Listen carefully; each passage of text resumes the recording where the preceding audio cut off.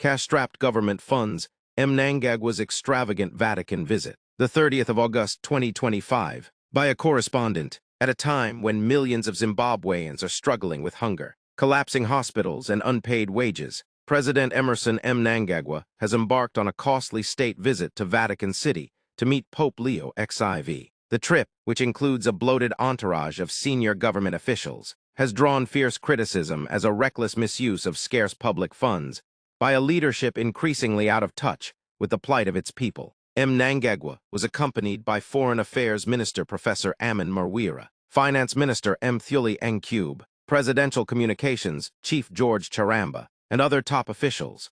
Observers say the timing and scale of the visit highlight the government's extravagance while ordinary citizens endure deepening poverty. At Robert Gabriel Mugabe International Airport, the president was given a lavish send-off by Vice President Kembo Mohadi, Defense Minister Appa Muchinguri Kashiri, State Security Minister Lovemore Matuk, Information Minister Jenfen Muswar, Harare Provincial Affairs Minister Charles Tavengwa, service chiefs, and other senior officials. The spectacle underscored how the ruling elite continues to prioritize pomp and ceremony over addressing urgent national crises. Defending the trip, Prof. Marwira said, "It is important to deepen our relations with the Vatican as it represents peace and understanding." But critics counter that Mnangagwa's government has consistently failed to deliver peace, justice, or dignity at home, making such justifications ring hollow. Meanwhile, Vice President Mohadi has been left as acting president, a move many Zimbabweans view as symbolic of continuity